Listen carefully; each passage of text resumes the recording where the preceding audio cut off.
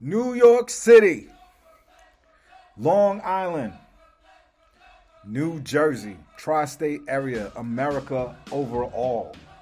The Brooklyn Nets just showed you something, and I think there was a lot to be said this week. Let's talk basketball, everybody. Let's get straight into it.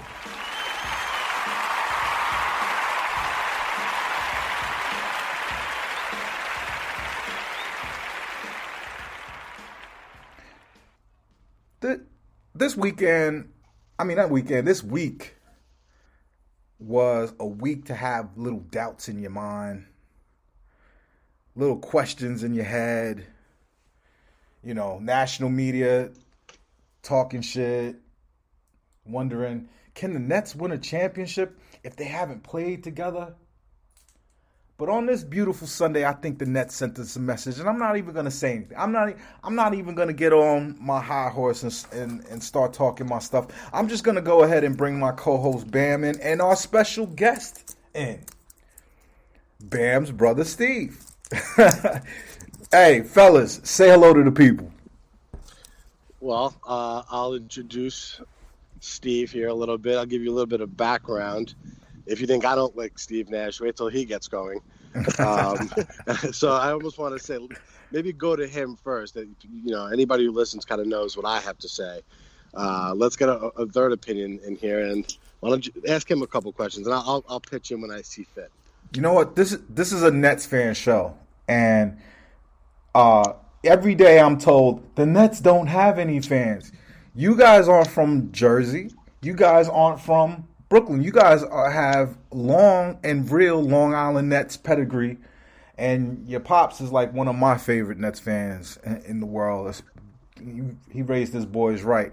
Let me bring in Steve. Steve, since we haven't spoken to you this whole year, tell me how the Nets year has been for you. This is Brooklyn Nets Weekly, but tell me about your Nets year.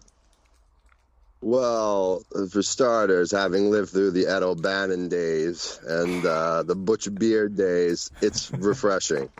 And it's been wonderful, frankly. It's actually, in a way, and I've said this to Matt a bunch of times, in a way, it's almost become weird because after the initial shock of seeing these guys trading for hard and all of a sudden the Nets are basically winning, 2 out of every 3 games, which they're pretty much on pace for right now. It got to a point almost where my focus started turning towards, all right, can this team win a title or not? We get it. They're awesome. They're stacked in talent. Can they win a title or not? Mm-hmm. And the thing I keep coming back to is I lean towards no.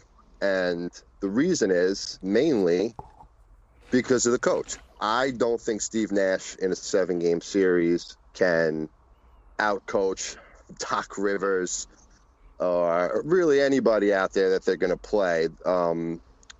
The switching they do on defense is a familiar refrain. You guys have been over. I can't fathom it for the life of me. They're winning anyway because offensively most teams are going to play on a given night. They're just going to be better than and outscore. Even a team like the Suns, who's awesome, they're going to outscore them. They're better. Today, what do we learn? Kevin Durant is still a ridiculously awesome player, and he's one of the best scorers in the league. Kyrie Irving is still awesome. They've got the role players. But I keep coming back to Steve Nash, his inability to grasp simple concepts like how to use a timeout. Advancing the ball. What's that? Advancing the ball on time, advancing the ball at the end of a game. They lost that game. I think it was to the Wizards way back when they didn't do that, where Harris turned it over. And I'm not even going to count the fact that he claps like a penguin. And I urge you the next time you watch him clap, but he literally claps like a penguin. Shooter. He's a shooter, so he keeps those elbows in. Leave my coach alone, man. Well, I wasn't such a good shooter in my day, so perhaps I'm missing that. But I still say I don't see why they paired up a team that's clearly ready to win a title with a coach that is kind of learning on the ropes. Now, I love Jacques Vaughn as an assistant, having Mike D'Antoni there. Those things are all great, but I still say push comes to shove, 7-game series, Lakers are healthy, they're the better team. I'm sorry to say that, but that's just what I feel. Let me answer that. Let me retort and give you something to think about, and then you could close out this part. Okay. I feel the thing that could have stopped X and O's aren't going to stop the Nets. Not as currently built. Maybe with just Kyrie and KD. But if you have Kyrie, KD, and Harden, and it's not even really about having all three at the same time. It's just there's no breaks. There's no end to what a defense has to do, considering, you could rest Kyrie and KD for 10 minutes and Harden will just throw everybody lobs and passes and throw everybody open. The Nets didn't need a X and O's coach. I don't believe that.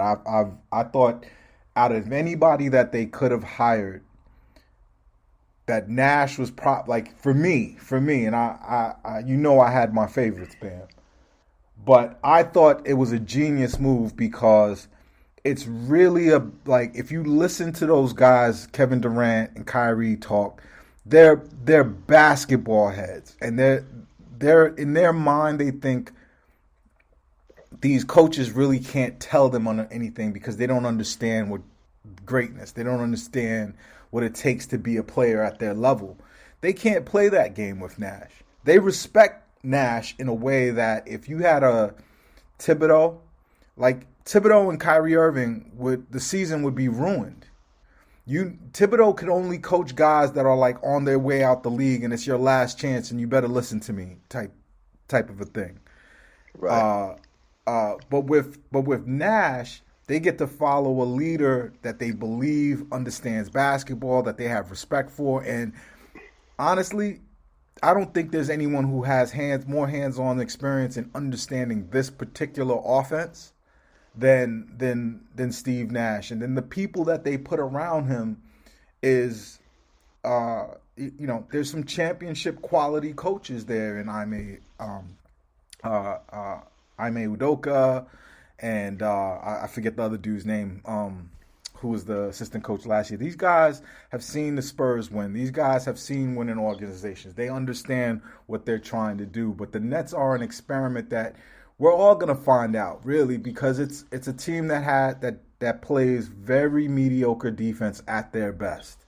But they are such a scoring juggernaut that even a team like the Suns today, who have a top 5 defense, who've been kind of they have a better record than the Nets, and the Nets, they had no shot. They it didn't even look like they were. It was a first and a second place team.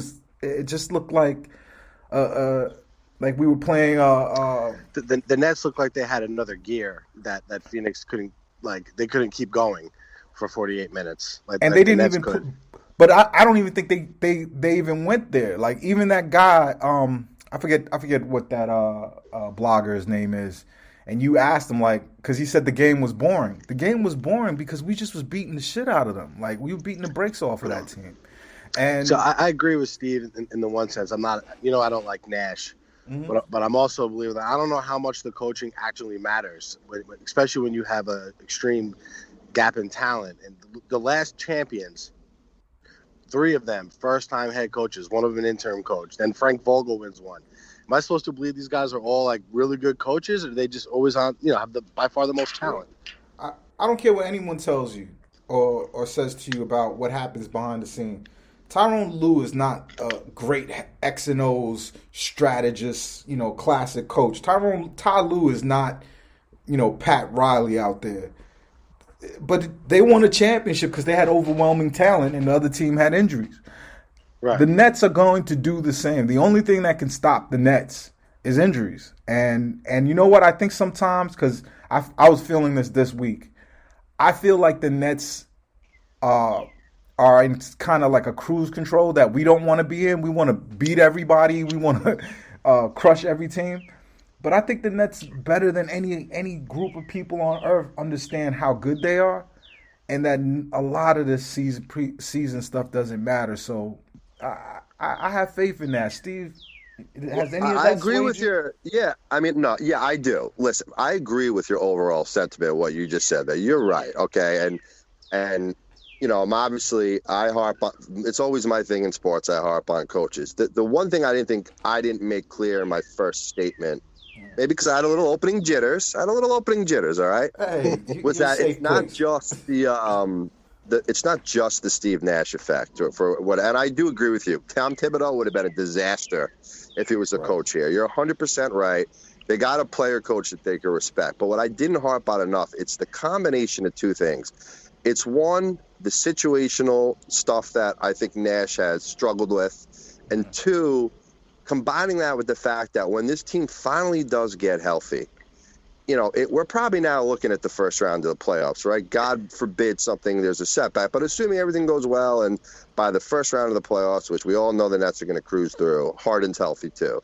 Nets are the best team on earth. But that situational stuff, if you're in a 7-game series with the Lakers, assuming the Nets can gel, which, quick side note, I saw on ESPN the other day, there's never been a team who's won an NBA title where their 3 top scorers have all missed 10 or more games. Obviously, the Nets qualify that.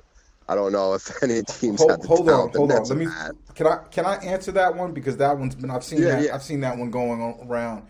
There's never been a team in basketball assembled that number 1, number 2, and number 3 most efficient and highest fourth quarter scorers were all on one team. There has never been a team like the Brooklyn Nets. Not the Golden State Warriors or anybody else. Right, so you could argue that the effect of not playing together will be greatly diminished because of that. But if you're playing the Lakers in a 7-game series, all right, let's say the Nets are better than the Lakers. Well, let's say real quick, if they got to the Lakers, that's like 3 months from now. That's a lot of basketball to play. Right. But my bigger point, Matt, is how much better are the Lakers? Are they going to sweep the Lakers? I don't think anyone would say that here. We'd probably say, the Nets will probably win in 6. Well, in a 6-game I've series, said it a few times. I may not truly believe it, but I've said it a few times. The Lakers don't scare me. They don't. The thing. My point was going to be that in a series like that, like if a coach makes a mistake and the Nets blow a game late or something, that could sway the whole deal.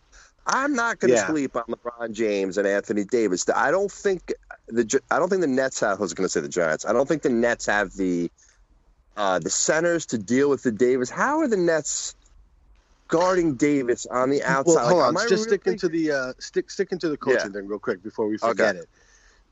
A lot of it will depend on when that rears its ugly head in the series. So, to your point, if you're up 2-1 and you wind up blowing game 4, where you should not have been up 3-1, commanding lead in the series, that can be that you could look back and say that was the game that cost it for us. Right. But now if it happens in a series where they're up 3-0, it probably won't matter so much. That's true. It depends on how the games go. Like the Nets could blow a lot of teams out in these games or win, relatively comfortably. Well, then we're saying they're just winning in spite of the coach again. Yes. I think this, and I hated it when I heard, I was in an uproar when I heard Kyrie say, hey, we don't really need a coach. We're all the coach. I thought that was the worst comment, because I believe organizations need hierarchy. I believe there needs to be clear leadership and a boss. But it's kind of true, man. Like, if Doc Rivers is not going to stop the Nets in the Eastern Conference Finals, Vogel is not either. And it's so crazy because I agree with for that. all we know, Vogel stinks. Like, we don't watch Lakers games like that. He probably sucks too. And I do watch Laker games. They're okay coached, but look at them right now. It's also different. You're not paying attention like it's your team. You don't know the intricacies. It's just not. You're not watching it every single night. True. Do you think we can hold on for the 1 seed here? Yeah, I do. Out of just being better. Do you remember how badly we were beating teams with just Harden? Yeah, we're just better. The schedule sets up well for Philly, though. I don't know. The only thing that could get the Nets to me is their level of I don't give a fuck. The Nets played a scrimmage today. Like, they played that game like it was a scrimmage. They had bagels after the game. They really did. They coasted through the game. They really did. Yeah, Nick Claxton's mom's is handing out oranges on the sideline. Like, it's it's ridiculous how we beat teams. The Island Garden.